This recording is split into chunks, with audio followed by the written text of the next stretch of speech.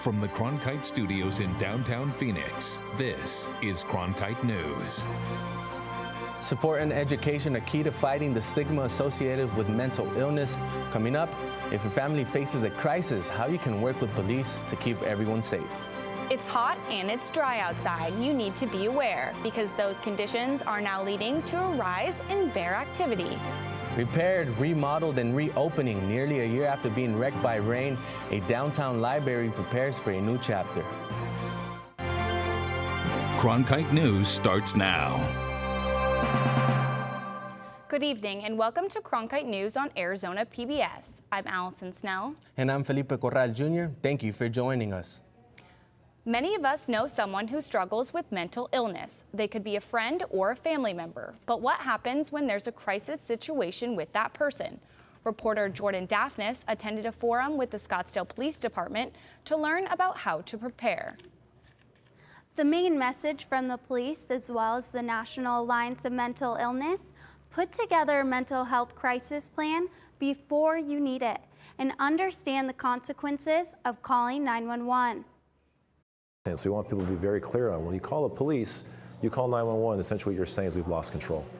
And Officer Dan Antrim wants people to know what they can expect from police. Maybe they want us to educate their son or talk to their grandfather. And we find out when we're there that no, things have happened, specifically in the case of domestic violence where there's been some sort of violence occurred, we have to arrest people. Having a plan can help diffuse a situation before it escalates to calling 911. Some questions to discuss include, what kind of support should we seek when you are having a bad day? What action should we take if we feel the bad situation is escalating? And in what circumstances should our plan include calling 911? Natalie Summit is the intervention specialist for Scottsdale PD. She says it's important for people to be open to talking about mental health issues. Stigma is what keeps people from getting help. And we can break that barrier of stigma about mental illness and addiction if we bring it out into the open and we talk about it, we plan for it, and we treat it with sensitivity. Margaret Burkhardt says she's been diagnosed with a mental illness herself, and it's good to know that the police are receiving training and making an effort to understand mental health issues. So it's a disease, in essence, something that can't be controlled, and I think the police officers are recognizing that and respecting the situation. 45% of the Scottsdale Police Department has gone through crisis intervention training, so you can ask for a CIT officer if you're calling 911 due to a mental health emergency. Those officers may not always be available in all cities. Again, having that plan in place and only calling the police when completely necessary is what they advise. In the Broadcast Center, Jordan Daphnis, Cronkite News. Twitter is one of President Donald Trump's favorite ways of communicating, but does that communication have to go two ways? And does that apply to politicians other than the president? Pat Pobletti in our Washington Bureau has a story of that free speech debate. A federal judge ruled that President Donald Trump violated the First Amendment rights of 7 Twitter users when he blocked them from viewing his real Donald Trump Twitter account. Do those same restrictions apply to members of Congress? Experts disagree. Representative Paul Gosar of Prescott is currently being sued by the Arizona chapter of the American Civil Liberties Union for blocking 2 constituents on social media. Due to the pending lawsuit, Gosar's office declined our request for comment. ACLU attorney Darrell Hill says that Gosar has infringed on the rights of his clients to express opposing viewpoints. He believes that the First Amendment prohibits public officials from suppressing speech on the basis of the speaker's viewpoint, and that the decision regarding President Trump applies to all public officials. But Elliot Mintzberg, senior fellow at People for the American Way, is a little more skeptical. There are some certainly unique things to the president's Twitter account that may or may not apply to what Representative Gosar has done. He says the judge's ruling is narrowly defined to President Trump. Mintzberg believes U.S. District Court in Arizona could rule differently in Gosar's case than its counterpart in New York did in Trump's. In a social media landscape which can quickly turn toxic, it raises the question of where the line of acceptable communication is drawn. Longtime political communications strategist John Randall believes that as public figures, members of Congress shouldn't shy away from public discourse. We need to make sure that we're that we're embracing it, but that we're also trying to encourage debate that, again, that moves the conversation forward. While Gosar has subsequently unblocked his constituents on social media, the White House did not respond to our questions about whether the president has done the same. In Washington, Pat Pobletti, Cronkite News. U.S. Secretary of Homeland Security Kirstjen Nielsen returned to the Arizona-Mexico border today, promising change in border policy. There might be some frustration over decades of perhaps less action that is needed, and I'm here to tell you that this has changed. The president is committed to securing the border. I'm committed to securing the border. Nielsen was invited to visit the Nogales and Douglas ports of entry by Representative Martha McSally. They met with business and ranch owners, custom officers, and the Arizona National Guard, which has been deployed to the border.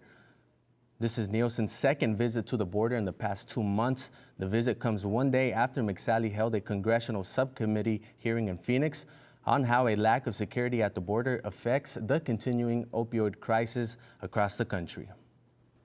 Also at the border was Arizona Representative David Schweinkert, who's now finding himself wrapped up in an ethics investigation. The House Ethics Committee announced that they're looking into the congressman and his chief of staff. According to the Washington Examiner, the chief of staff spent lavishly on work trips and supplemented his income with a consulting firm. The congressman has not released any formal statement about the investigation.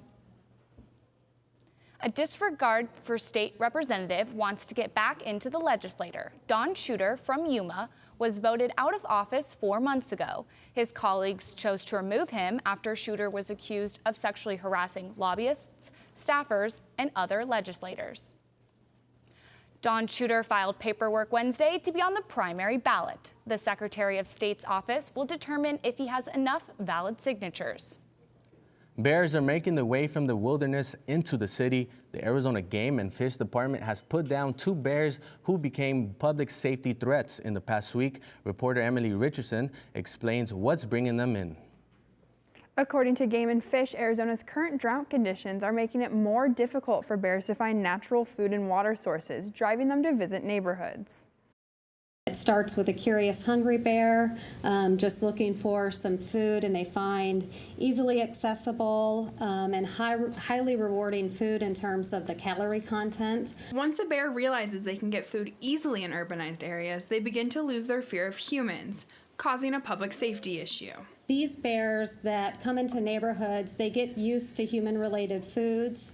They don't have a lot of negative responses from humans, and so they start to lose their fear of humans. They don't see us as harmful, and so eventually that could lead to them approaching humans in search of food. And that bear is no longer what I would consider a wild bear. That bear has associated humans with food and eventually will take food away from humans, or maybe decide that humans are food as well. So what do you do if you see a bear in your neighborhood or yard? Arizona Game and Fish Department says to get someone to come remove the bear, it's as easy as calling 911. And while the bear is there, make sure pets are inside. Don't approach it, and don't do anything that would encourage the bear to stick around. The Arizona Game and Fish Department also says to help prevent bears from coming to your neighborhood, you can keep all trash inside a secure area, take bird feeders down at night, and keep all uneaten food inside. In the Broadcast Center, Emily Richardson, Cronkite News. Summer means school's out. It also means those who get free lunches may be going hungry. But there are programs across the valley offering free summer meals for anyone 18 years and younger. St. Mary's Kids Cafe and Peoria Unified School District are just 2 of many summer food service programs. They're aiming to provide 6,000 meals daily. So part of USDA's goal is to make sure that all kids have nutritious meals all year round. And just because school's out doesn't mean kids aren't still hungry. A lot of thought and love goes into making the kids' meals. Kids get excited to see what new we have. Especially if we have watermelon, cantaloupe, mandarin oranges. Best day ever for the kids. They love mandarin oranges. I like to come here. I come here like most of the time, and I will eat lunch.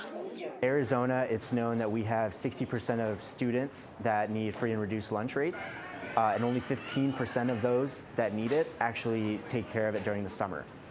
There are 130 sites just like this one in the state of Arizona that are providing free summer meals for children who might be facing food insecurity. I'm happy because they let us get it for free. The biggest concern is making sure kids are taken care of. That's anyone's concern. And by having the free meals, you know that kids have options all summer long.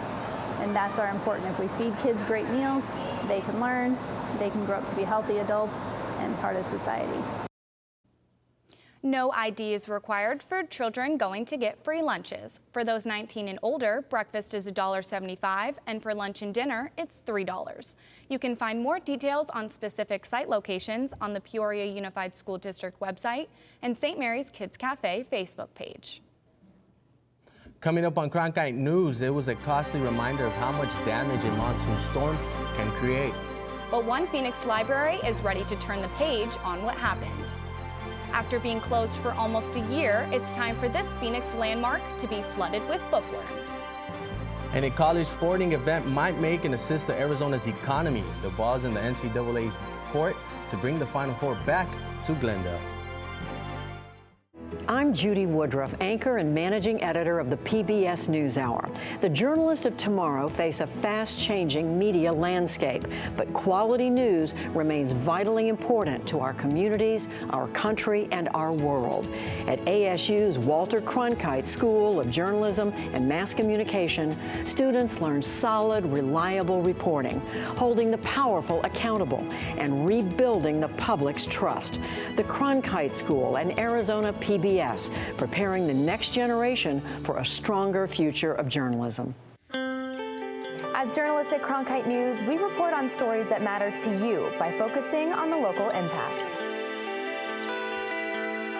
We dig deeper and work tirelessly to keep you informed. Live in Wickerburg. Live in Los Angeles. In Cleveland. In Washington. In Louisville. From Jerusalem. Live in Philadelphia. From around the world to right here in Phoenix. At Cronkite News, we report the facts and stick to the truth.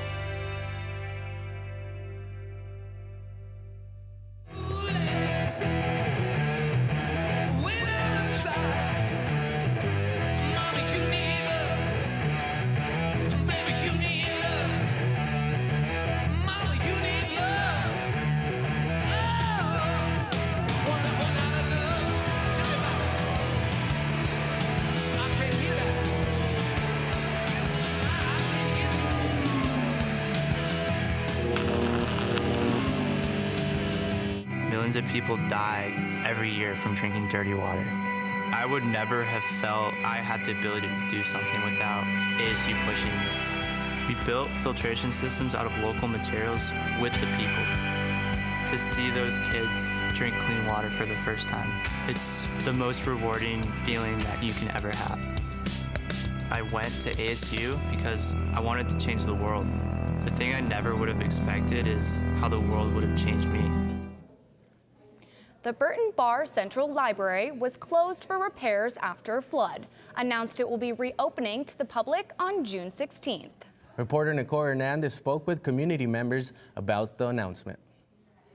The 5-story building is more than just a library. Its size allows it to provide services to Phoenicians of all ages, and community members are excited for the building to open again. Yeah, it's a nice library, it is. For 11 months, that library has been closed because of flood damage. In July of last year, the building's sprinkler system mistook a dust storm for smoke, causing the pipes in the system to fill with water. Some of the pipes were corroded, leaking water and causing damage. While Burton Barr was closed, City of Phoenix opened the temporary public library at Park Central Mall. It's not quite the same, but I think it's better than having no library downtown at all. The city was able to make the most of the situation, even though the water damage was extensive. We have been able to take advantage of this time and bring some significant enhancements and improvements to a couple of our key service areas. Those services are one reason this library is so important to community members. They include children's interactive activities, GED sessions, and STEM classes. And then there's the traditional library stuff that will then be available. People can come down and get on a computer and get on the internet, check out materials, just hang out in a great space. Well, I'm just glad it'll be open again. I kind of miss going there. Reopening day will be full of activities, including a magic show and adult craft programs. Specific information about the day and book returns can be found on the Public Library website. In the Broadcast Center, Nicole Hernandez, Cronkite News. 7 cities have entered the bracket to land the Final Four. It's college's biggest basketball event. The Valley has taken its shot and now waiting to see if it scores. Ahead on Cronkite News, why March Madness fits into Arizona.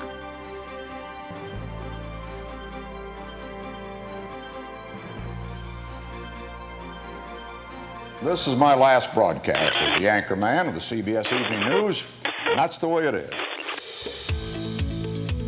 Carrying on the baton of those who came before us, our superb team of journalists, writers, reporters, editors, producers work each and every week to tell the stories critical to you. For Arizona news that matters, tune into Cronkite News weeknights at 5 on Arizona PBS. I'm Matt Berry, ESPN Sports Center anchor and graduate of ASU's Walter Cronkite School of Journalism and Mass Communication. With its bachelor's and master's degrees in sports journalism, the Cronkite School is preparing the next generation of sports journalists to tell stories that matter, stories that excite, inspire, and inform. Cronkite immerses students in covering sports at all levels in one of the country's top sports markets. It's this hands-on experience under the guidance of award-winning sports media veterans that shape the top journalists of tomorrow. By the year 2050, there will be more plastic in the ocean than fish. Before Professor Halden, I had an insane amount of passion, but I almost felt helpless because I didn't know how to use it. Professor Halden gave me a chance to make a difference. Being at a place like ASU allows you to take these big leaps. Ultimately, the biggest problems in the world cannot be solved alone.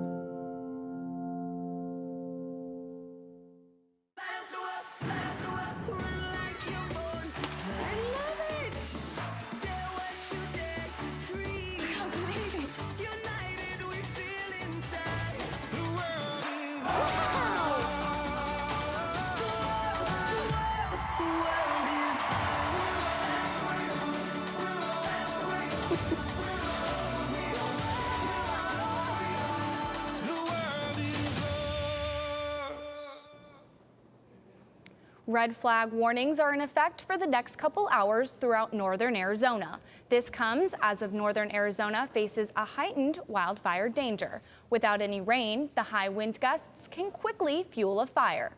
Currently, much of the state is under extreme fire threat. Tomorrow, we are under an ozone high pollution advisory here in the Valley. And this weekend, we could hit 110 degrees. Hannah DeRuiter is here with your weather forecast. Hi, it is currently 99 degrees here in Phoenix with mostly sunny and slight winds. Moving on into our temperatures across the southwest. Up in Colorado, it is 91 degrees in both Grand Junction and Denver. Down in Texas, it is 102 in Lubbock. And over in California with great weather, 68 degrees in Los Angeles over here and 61 degrees up in San Francisco. Now down in Arizona, it is 98 degrees in Yuma and a cool 75 in Flagstaff.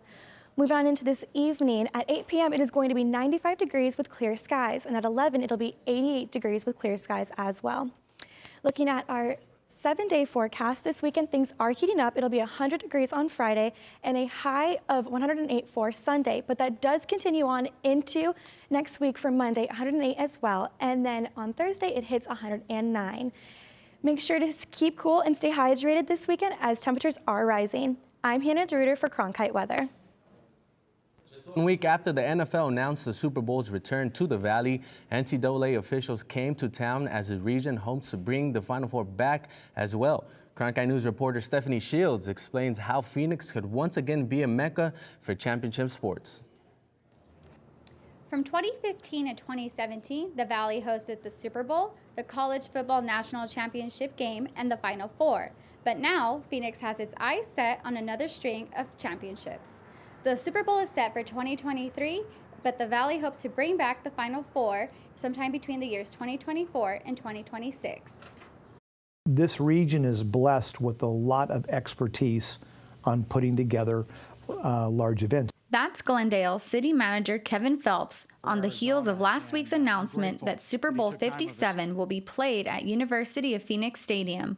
Now, the NCAA Men's Basketball Final Four could follow the Super Bowl back to Glendale.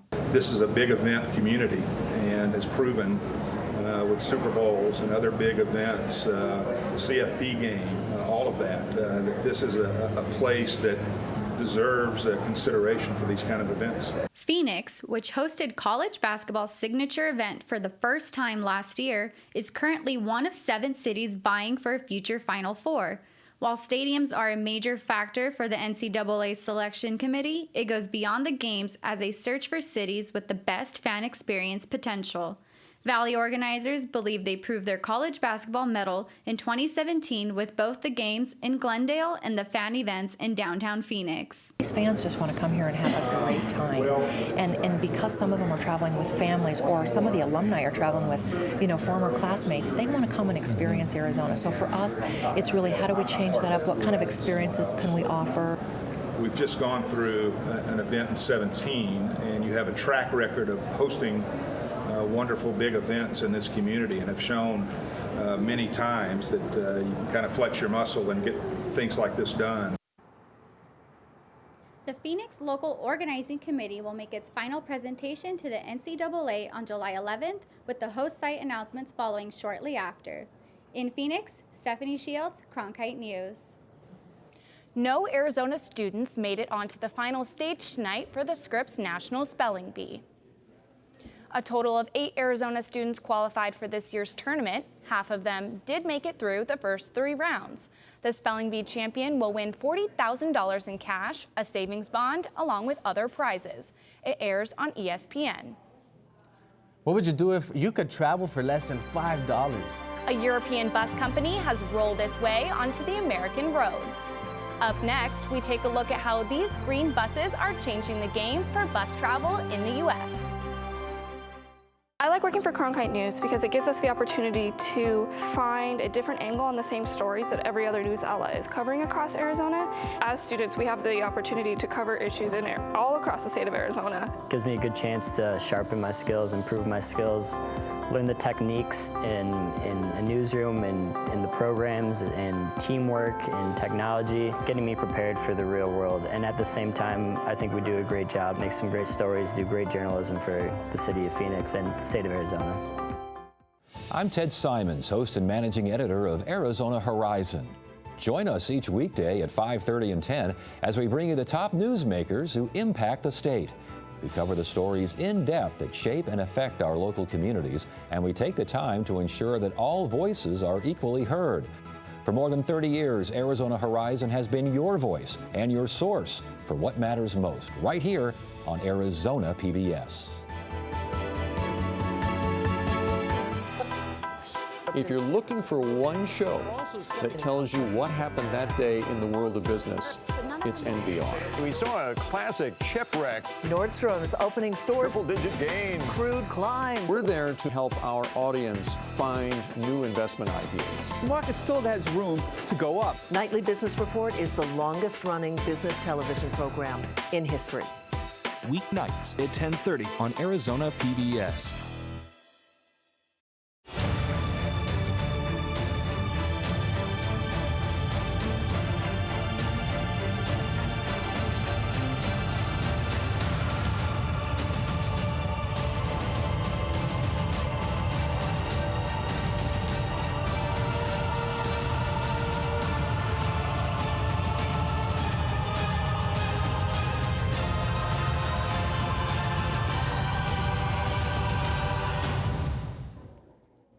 Today, President Donald Trump met with families of victims from the Santa Fe High School shooting.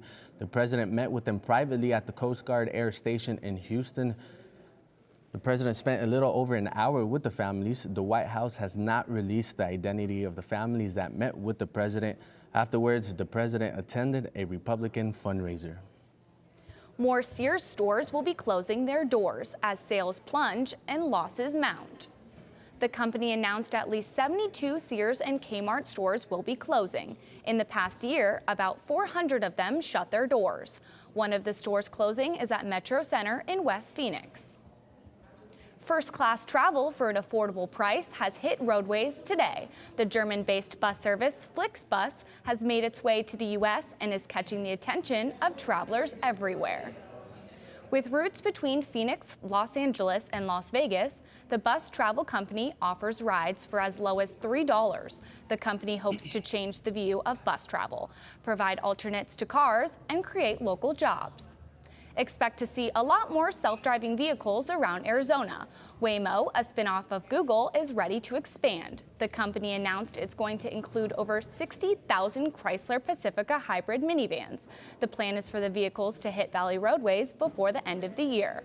The company hopes to roll out a ride service for the public in the next couple of months. Starting tomorrow morning, summer hours begin at the Phoenix Zoo. Due to the triple-digit heat, the zoo will be open from 7 a.m. until 2 in the afternoon. Zoo members can get in starting at 6 a.m. The earlier hours are for visitors to enjoy the coolest part of the summer days. Cronkite News is proud to be the news division of Arizona PBS. Here's what's coming up on Arizona Horizon and PBS NewsHour. On the next Arizona Horizon, the latest on the bribery trial involving a former state corporation commissioner. And we'll hear from the head coach of the Phoenix Mercury. That's the next Arizona Horizon. I'm Judy Woodruff on the next NewsHour. Amid an ongoing immigration crackdown by the Trump administration, a conversation with the outgoing Director of Immigration and Customs Enforcement. That's Thursday on the PBS NewsHour. That's it for Cronkite News tonight. Thanks for joining us. For top Arizona stories anytime, go to cronkitenews.azpbs.org.